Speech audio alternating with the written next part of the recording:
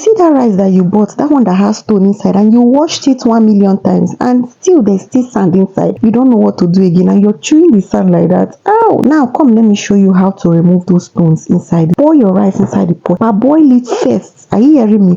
Parboil it first for a little while, then bring it down, soak it inside water so that it will get cold, then pour it in a stainless tray. This one wey dey do gbagam, yes, that type of tray. Pour the rice little by little inside the tray, and what you will do now is gently, you no wan chew sand abi, gently, you see how they take do am here now, you have to be shaking the rice on the tray. If sand dey the rice, see, I don pick sand, are you seeing it?